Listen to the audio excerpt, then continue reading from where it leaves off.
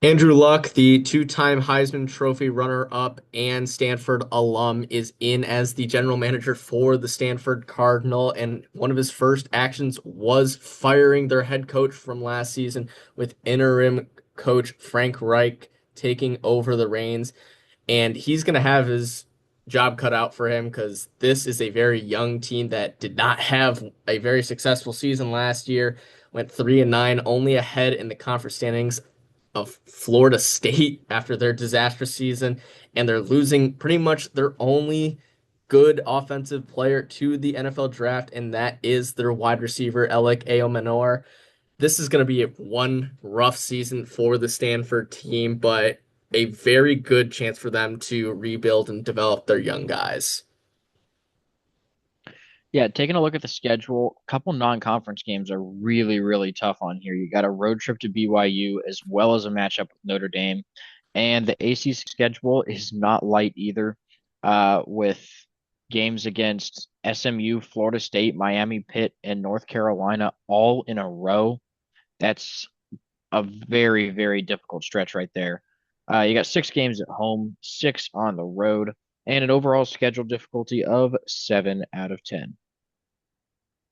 Starting the season off in week 0 on the road against the Hawaii Rainbow Warriors. Should be a very fun game. West Coast going to be a late night game, but Stanford is probably going to be the slightly better team in this one. Hawaii has been a fun team to watch, but I don't think they've ever been that competitive. I think Stanford has the last head-to-head win, however long ago that was, but overall, I do think that the Stanford team should be slightly favored in this one. An 85% chance here. Following game, though, is on the road against BYU, and this one is going to be rough. BYU started off the season, I believe, 9-0 last year, was a top 10 team in the country before losing a couple of games down the stretch in that Big 12 conference play. Did end up missing that conference championship game, but they're returning a lot of their starting production, including their starting quarterback in Jake Retzlaff. And with this being on the road for Stanford, with them being an absurdly young team, like their projected starting quarterback for next season is Elijah Brown, who is going to be a sophomore, played in one game, and that was against SMU, where obviously they did not win that game because SMU ended up going 8-0 in conference play. But I think this team is just overall way too young to compete with a team like BYU with all that returning production. So only a 5% chance for the Cardinal in this one. They have a very early bye week because they are playing in that week 0, so they have two bye weeks later on. But coming out of that bye week, they'll be playing against Boston College. Boston College is losing their starting quarterback in Thomas Castellanos. He transferred to Florida State. So this team is going to be rebuilding a little bit. Second year under Bill O'Brien, so maybe they're hoping that their offense can still stay pretty consistent like it did at the beginning of last season with Castellanos at the quarterback position. But I just think this Boston College team is in for a very rough stretch, especially with this being at home for the Cardinal. I think the home field advantage is going to just carry a little bit because that's such a long road trip for Boston College. So a 55% chance here for Stanford, probably one of the only games they're going to be favorited in. Following game is on the road against Virginia. Now, this is the complete opposite of the Boston College game because this is a long road trip for the Cardinal. Virginia, maybe a little bit better than this prediction that we have for them. I think 40% for Stanford might be a little high because I think this Virginia team is returning a little bit more starting production compared to what Stanford is.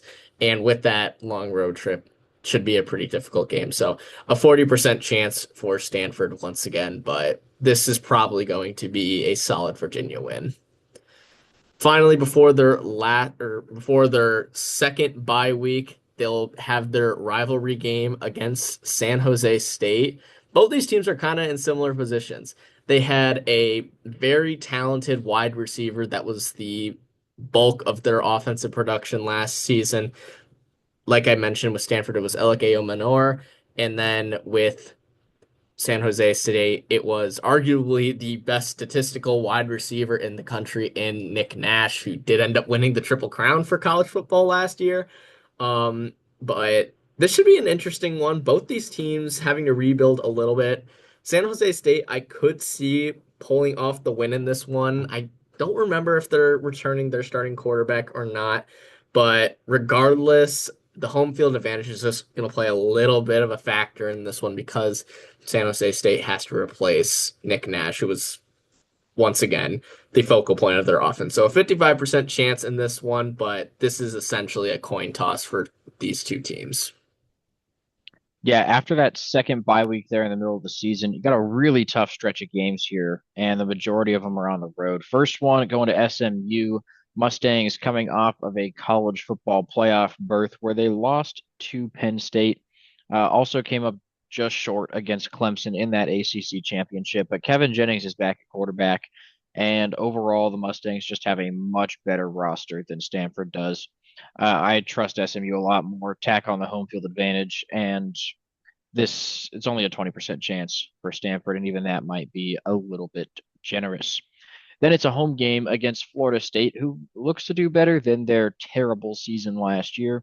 Well, arguably the most disappointing team in all of college football, especially compared to expectations.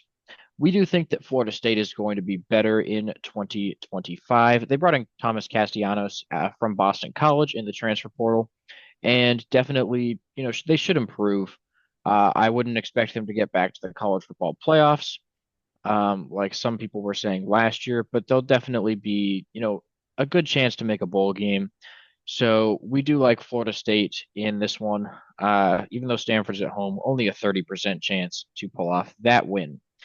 Then it's another road trip, this time all the way to Miami, Florida, to face Carson Beck and the Hurricanes. Obviously, for Miami, Cam Ward went to the NFL draft, but Carson Beck, not a bad replacement, bringing him in from Georgia. We're not super big on Carson Beck, but I mean, he's going to be a lot better than whoever Stanford ends up with at quarterback. So I do think that this Miami team, overall, much more talented, and the fact that Stanford's going on the road, only a 15% chance here. Then it's Pittsburgh at home, and Eli Holstein is also coming back for another season. And we're pretty big on Eli Holstein. Pitt's got a tough schedule, but honestly, Stanford's going to be one of their easier games. Even though this one's at home for Stanford, this is a good Pitt team. They're going to have a good defense. Holstein, he's a solid quarterback. Again, just Stanford's outmatched here. So only a 35% chance to win this one at home. And then the final game before their third bye week, get a road trip to face Bill Belichick in North Carolina. They're definitely going to be a hard team to predict this season. There's a lot of unknowns with this North Carolina team, and the biggest one is how will Bill Belichick do coaching college football versus the NFL? But I mean, they're going on the road here, and we we just know North Carolina, they have more talent than Stanford. They have more money than Stanford, which is just a big thing in NIL these days, anyways. So 25% for Stanford here on the road. It not really looking good for that one either. Coming out of that last bye week, they'll be facing Cal at home. This one, this is definitely going to change when we update these projections and these records closer to the start of the season because Cal has lost, I believe it's five running backs to the transfer portal since the spring transfer portal window opened up, including Jaden Ott, who is transferring to Oklahoma. He was a big part of the reason why we were very high on this Cal team, along with them bringing in Devin Brown from Ohio State to compete and likely play quarterback next season and a defense that was very good last year and is likely going to be just as good. But losing that much production in the running back department and having only one running back on your roster at the current moment is very scary. That being said, I still think Cal is going to be the more talented team compared to Stanford. They're going to have more veteran guys on the offense to get the job done even though it is going to be on the road for Cal. So a 30% chance for Stanford in this one. Finally, they take on the reigning national champion runner-ups in the Notre Dame Fighting Irish. Notre Dame's kind of used to these big road trips. Obviously with their rivalry game with USC, they've gone out to the West Coast before, so I don't think that's going to be as much of an issue. Along with that, I think whoever their quarterback is going to play just fine. It is now down to a two-horse race because Steve Angeli has entered the transfer portal. He was the backup to Riley Leonard last year. So it's going to be interesting to see who ends up winning that quarterback battle. But at the end of the day, it doesn't matter because Jeremiah Love is back as the starting running back for this Fighting Irish team. Maybe the front runner as a non-quarterback to win the Heisman next season. Probably the best returning running back in the country, especially behind a Notre Dame offensive line that churns out elite NFL talent year after year. So this Stanford team is going to stand little to no chance against Notre Dame. Only a 10% chance for the Cardinal. Yeah, I mean, just looking at this schedule, it's tough to see Cal having a good year. I mean, there's only three games that we have them favored in. The Hawaii one, I think they should win. I feel okay about them against Boston College. I mean, they lost to San Jose State last year. So, I mean, I know they don't have Nick Nash anymore, but that's not a guarantee. It definitely could go very, very poorly for Stanford. And I can't see them winning any of the last seven games on their schedule except maybe Cal now. So I think 4-8 would probably be a realistic prediction. I can't see them doing much better than that though.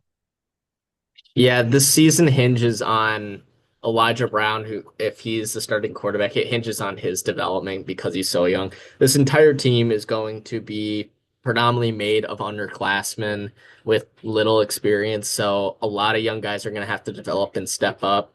Like you said, the schedule doesn't help them either. Um, Boston College and Hawaii, like you said, are probably two pretty easy wins or two games I would see them coming out on top. San Jose State, it's a rivalry game. Things happen.